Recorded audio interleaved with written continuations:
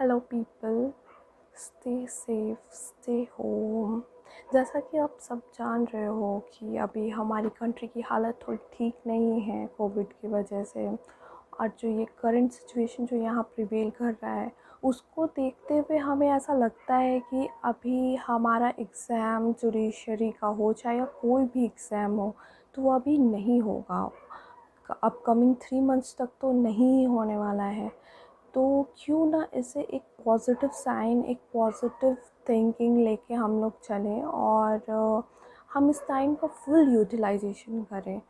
तो इस positive thought के साथ आज मैं निधि शर्मा आप लोगों को सीपीसी का सबसे इम्पॉर्टेंट टॉपिक जो कि रेस जुडिकाटा है, ये तीनों स्टेजेस जो है जुडिशरी एग्ज़ाम के, इनमें वो क्वेश्चन तो ऐसा है कि वो आना ही आना है। मतलब लाइक चाहे वो आप प्री देख लो, उसमें भी रेस जुडिकाटा से रिलेटेड क्वेश्चन आते ही है। फिर आप मेंस का एग्ज़ाम देख लो, उसमें आते ही लॉन्ग आंसर्स। एंड इंटरव्यू तक में भी रेस जुडिकाटा का कॉन्सेप्ट पूछ लिया जाता है।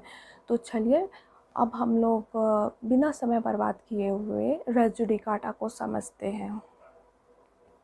तो रेस जुडिकाटा जो है उसका एंशियंट रेफरेंस हम लोगों को आपका बृहस्पति स्मृति में भी मिलता है। तो वहाँ वो जाना जाता था पूर्व न्याय से। तो पूर्व न्याय means previous judgment, and res judicata is recognized even in the Roman law. So Roman law क्या कहता था? तो one dispute and uh, one suit and one suit and one decision is enough for a single dispute. एक विवाद के लिए एक suit काफ़ी है। तो जो रेस जुडिकाटा है वो हमारे हमारे कल्चर में पहले से ही था, बस वो एम्बॉयडर्ड नहीं था, कोडिफाइड नहीं था। तो अब इसे हमने कोडिफाई, हमारे लॉ ने अब इसे कोडिफाई कर दिया है सीपीसी के सेक्शन 11 में। तो सीपीसी का सेक्शन 11 एम्बॉयड करता है प्रिंसिपल ऑफ या डॉक्ट्रिन ऑफ रेस जुडिकाटा, तो जो कि बेस्ड है आपके rule of conclusiveness and finality of the judgment पे। फिर रेस का मतलब होता है subject matter and judicata means decided. So res judicata means the matter which is decided. So now we will discuss one case which is very I can say the oldest case of res judicata in Indian regard. तो वो case है सत्य ध्यान Ghoshal versus दौर्जन देवी AIR 1960। इसमें supreme court ने बोला था कि जो रेस जुडिकाटा है वो तुम्हारा, उसका प्रिंसिपल यही है, मुख्य सिद्धांत यही है कि वो फाइनलिटी दे जुडिशियल डिसीजन को। एक पार्टीज़ के बीच में अगर वो डिसाइड हो जाता है मैटर, तो वो उसे दोबारा रीओपन नहीं कर सकता है, चाहे वो किसी भी कारण हो सकता है। वो अपील, चाहे वो उसने अपील नहीं लाया, वो फाइनल कैसे हो जाएगा वो मैटर? कोई भी मैटर फाइनल तब होता है जब उस पर कोई अपील हो, आपने नहीं लिया, या फिर वो अपील लाई ही नहीं करती थी, या अपील जो लाई कर रही थी उसे डिसमिस कर दिया गया हो। तो इन सभी ग्राउंड्स पे जब जो दोनों पार्टी को अलाउ नहीं किया जाता है दोबारा से उसी सब्जेक्ट मैटर पे सेम पार्टीज़ के बीच में सूट लाने से मना कर दिया जाता है। तो बेसिकली जो पूरा प्रिंसिपल था ना रेस जुडिकाटा का, वो इसमें समझाया था डिटेल्स में। तो ये केस ऐसे ही इम्पॉर्टेंट हो जाता है। तो ये केस कौन सा था? सत्य ध्यान घोषाल वर्सेस दौर्जन देवी AIR 1916 का था। फिर हम लोग देखते हैं कि ऑब्जेक्टिव रेस जुडिकाटा का ऑब्जेक्टिव क्या है, इसका नेचर क्या है। तो ये जो है रेस जुडिकाटा वो बेस्ड होता है पब्लिक पॉलिसी पे बेस्ड है।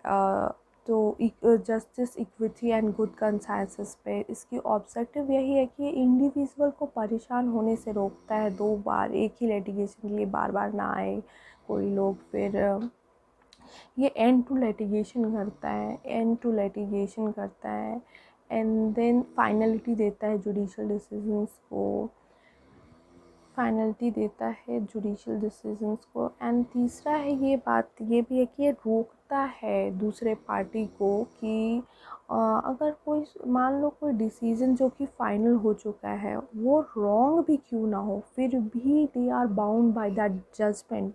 इसका कारण भी है क्योंकि आपको जब मौका मिला था तो आपने जब आपको मौका मिला था रिवीजन में या अपील में, तो आपने उस वक्त क्यों ऑब्जेक्शन नहीं उठाया इस बात को लेके कि ये इरोनियस है या फिर ये जजमेंट गलत है या फिर कुछ भी।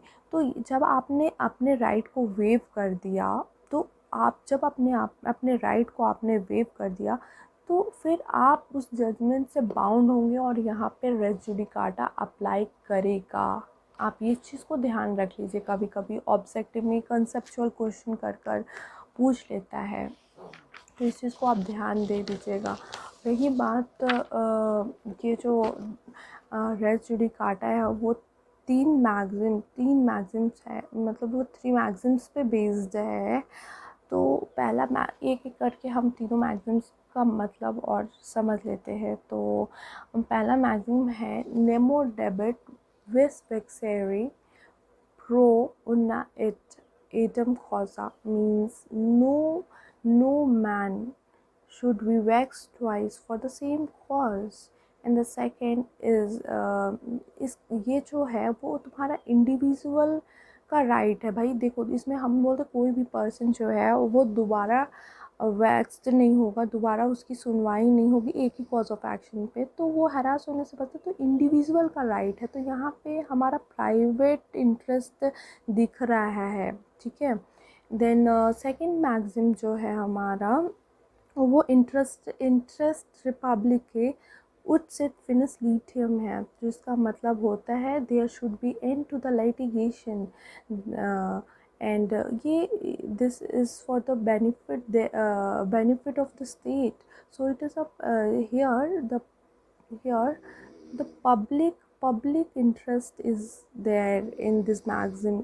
ऊपर वाले में आपका प्राइवेट इंटरेस्ट था क्योंकि वो इंडिविजुअल से डील कर रहा था। यहाँ पे ये बोल रहा है कि ये जो मैगज़ीन है वो ये बोल रहा है कि ये इंटरेस्ट ऑफ द स्टेट का है कि अगर हमारा लिटिगेशन एंड होता है, फाइनल हो जाता है, तो ये इंटरेस्ट स्टेट के इंटरेस्ट में जा रहा है। ये चीज़ मतलब स्टेट को फेवर कर रहा है। It is in the interest of the state that there should be end to the litigation. So ये जो पब्लिक इंटरेस्ट यहाँ पे आ जा रहा है। And the third and the last magazine is res judicata pro veritate accipitur. इसका मतलब ये होता है कि judicial decision must accepted as correct. तो ये 3 जो मैगज़िन्स है इसी पे रेस जुडिकाटा बेस्ड है बेसिकली। सो यहाँ पे तो सेक्शन 11 ये बोलता है हमारा कि कोई भी कोर्ट जो है ऐसे सूट और ऐसे इश्यूज़ को ट्राई नहीं करेगा जो मैटर जो issue directly and substantially in issue रहा है फॉर्मर सूट में, और वो सेम पार्टीज़ के बीच में है, और सेम पार्टीज़ में आपका कोई भी पर्सन जो उस पार्टी के अंदर क्लेम कर रहा है वो भी आ जाता है। एंड देन आपका सेम पार्टीज़ हैं, फिर सेम टाइटल में है, और ऐसे कोर्ट जो कॉम्पिटेंट है उस सूट को ट्राई करने के लिए, वो फाइनली हर्ड एंड डिसाइड किया हो, तो ऐसे मैटर को कोर्ट दोबारा नहीं सुनती है, जो कि already heard and decided by a competent court हो गया हो, और वो जो इशू जो था वो directly and substantially in issue रहा है फॉर्मर सूट में, सेम पार्टीज़ के बीच में हो रहा है, सेम टाइटल हो रहा है, तो ऐसे सूट को कोर्ट नहीं सुनेगी, ऐसे इश्यूज़ को कोर्ट नहीं सुनेगी। बस इतनी सी बात बता रही है सेक्शन 11 में। एंड देन सेक्शन 11 के बाद फिर हम लोग पढ़ेंगे एक्सप्लेनेशंस इनके। तो एक्सप्लेनेशन 8 है, तो टोटल इसके 8 एक्सप्लेनेशन है जो कि बहुत इम्पॉर्टेंट होता है। तो पहला एक्सप्लेनेशन वन है वो फॉर्मल सूट से डील करता है। तो हम लोग ये जानेंगे कि फॉर्मल सूट होता क्या है आखिर। तो फॉर्मल सूट वो नहीं होता है जो जिस सूट को पहले इंस्टीट्यूट किया गया, वो सूट फॉर्मल सूट सेक्शन 11 के कॉन्टेक्स्ट में नहीं होगा, बल्कि वो सूट फॉर्मल सूट होगा जो कि हर्ड एंड डिसाइडेड पहले हुआ होगा। और ऐसा हो सकता है कि कोई सूट इंस्टीट्यूट पहले हुआ होगा लेकिन हर्ड एंड डिसाइडेड वो बाद में हुआ होगा। तो इस चीज़ का ध्यान रखिएगा। जब हम लोग रेस सब जुडिस पढ़ते हैं तो उसमें फॉर्मल सूट का मीनिंग चेंज हो जाता है। उसमें ये मीनिंग होता है कि जो इंस्टीट्यूशन ऑफ सूट होता है पहले, वही फॉर्मल सूट मानी जाती है उसमें। ओके, मैं फिर से वापस आती हूँ इस सेक्शन में। तो एक्सप्लेनेशन 2 जो है हमारा, वो डील करता है कॉम्पिटेंसी ऑफ द कोर्ट से। तो competency of the court determine होती है इर्रेस्पेक्टिव ऑफ द फैक्ट कि उसके पास अपील का राइट था या नहीं था। तो एंड द थर्ड एक्सप्लेनेशन जो है वो डील करता है हमारा ऐसे मैटर जो कि फॉर्मर सूट में ऑलरेडी एलिज्ड हो चुके हैं और एक पार्टी ने उसको मतलब एडमिट किया है, दूसरे ने उसको डिनाई किया है एक्सप्रेसली और इम्प्लाइडली। तो ये हमारा एक्सप्लेनेशन थर्ड कहता है। फिर explanation 4 very much important, that is constructive res judicata. तो कंस्ट्रक्टिव रेस जुडिकाटा क्या कहता है कि जो चीज़ें हम लोगों को एज एन डिफेंस और अटैक लेनी चाहिए थी पहले, माइट एंड ओथ वर्ड बहुत इम्पॉर्टेंट है। मतलब जिसका माइट यहाँ पे मतलब माइट एंड ओथ, जिसकी जो हमें लिया, जिसकी हमें नॉलेज थी और जो हम ले सकते थे, उसको हमको ले लेनी चाहिए थी। अदरवाइज़ उसको हम लोग क्या समझेंगे कि वो मैटर जो है ऑलरेडी हर्ड हो चुकी है, डिसाइड हो चुकी है, बिकॉज़ आपने उस वक्त नहीं उठाया उस मैटर को। तो कंस्ट्रक्टिवली वो matter finally heard and decided मान ली जाती है अगर आप उस वक्त नहीं उठाओगे तो ये एक्सप्लेनेशन 4 था। एक्सप्लेनेशन 5 जो है हमारा वो रिलीफ से डील करता है। वो रिलीफ से, अगर हमको कोई भी रिलीफ मांगे हैं तो और जो डिक्री आई है उसमें वो रिलीफ कहीं मेंशन ही नहीं है, तो इसका मतलब यही होता है कि हम मान के चलते कि वो रिलीफ हमारी रिफ्यूज़ कर दी गई है। फिर एक्सप्लेनेशन 6 पे आ जाते हैं। जो एक्सप्लेनेशन 6 है उसको हम लोग रिप्रेजेंटेटिव सूट के तौर पे ही देखते हैं। तो उसमें रिप्रेजेंटेटिव सूट के तौर पे देखते हैं उसे। और इसमें ये होता है कि अगर कोई पर्सन बोनाफाइडली रिप्रेजेंट कर रहा होगा किसी को, तो वो पर्सन क्लेमिंग अंडर हिम आ जाएंगे। वो कॉमन इंटरेस्ट को और उनके राइट को रिप्रेजेंट कर रहा है और वो बोनाफाइड होना चाहिए। दिस इज़ वेरी इंपॉर्टेंट कि वो बोनाफाइड होना चाहिए। तो यहाँ पे वो वहाँ रिप्रेजेंटेटिव सूट पे भी हमारा रेस जुडिकाटा अप्लाई होगा। फिर हम लोग बात करते हैं एक्सप्लेनेशन 7 की। तो एक्सप्लेनेशन 7 जो है वो हमारा डील करता है एग्जीक्यूशन प्रोसीडिंग्स पे। तो एग्जीक्यूशन प्रोसीडिंग्स पे भी रेस जुडिकाटा लगता है। ये अमेंडमेंट से ऐड किया गया था, ये पहले नहीं था। बट जो कि मान लो कोई भी एक एग्जीक्यूशन प्रोसीडिंग चल रही है, उसमें कोई मैटर हम लोग ऑलरेडी डिसाइड कर चुके हैं और वही मैटर को आपने फिर से एग्जीक्यूशन प्रोसीडिंग में ला दिया, तो उस पर रेस जुडिकाटा लग जाएगा। अब हम लोग बात करते हैं last explanation, that is 8th, and that deals with the competency of the court. तो लिमिटेड कॉम्पिटेंसी भी अगर कोर्ट की होती है, लेकिन वो लिमिटेड कॉम्पिटेंसी भी होती है, लेकिन वो कॉम्पिटेंट होता है उस वक्त ट्राई करने के लिए ट्राई करने के लिए सूट को, तो हम लोग ये नहीं बोल सकते कि वो कोर्ट के पास जुरिडिक्शन नहीं था, उसने कैसे, उस पर भी रेस जुडिकाटा लगता है। मतलब लिमिट, आपकी जुरिडिक्शन लिमिटेड हो गई है, बट पहले तो आप कॉम्पिटेंट थे ना उस चीज़ को ट्राई करने के लिए, तो सब्सिक्वेंटली जब वो लिमिट हो जाता है तो फिर उस पर भी रेस जुडिकाटा लग जाता है। ये नहीं कहेंगे कि अब तो वो लिमिटेड जुरिडिक्शन हो गई है तो फिर इस पर रेस जुडिकाटा नहीं लगेगा, ऐसा नहीं है। फिर हम लोग पढ़ लेंगे इसकी कंडीशंस क्या क्या होती हैं रेस जुडिकाटा की। तो कंडीशंस, जो हमने जो डेफिनेशन अभी पढ़ा है उसमें से हम लोग कंडीशंस निकाल लेंगे। तो जो पार्टीज़ होनी चाहिए वो जो लिटिगेटिंग पार्टीज़ है वो सेम होनी चाहिए, ये पहला हमारा कंडीशन है, जो कि हम लोग ये हम लोग एक्सप्लेनेशन 6 के अंदर पढ़ लेते हैं इसको। एक्सप्लेनेशन 6 के साथ पढ़ लेते हैं इस कंडीशन को। फिर दूसरी कंडीशन है कि सेम टाइटल होनी चाहिए। फिर तीसरी कंडीशन है ये है कि जो मैटर है वो डायरेक्टली एंड सब्सटेंशियली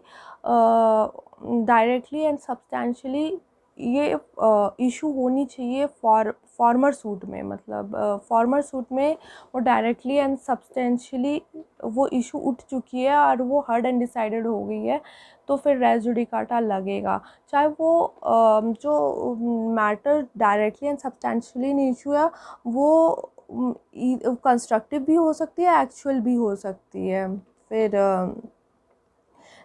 फिर उसके बाद जो हमारी कंडीशंस बचती हैं वो है फाइनली हर्ड एंड डिसाइडेड। इसको हम लोग एक्सप्लेनेशन 5 के साथ पढ़ेंगे। And then the suit must be decided by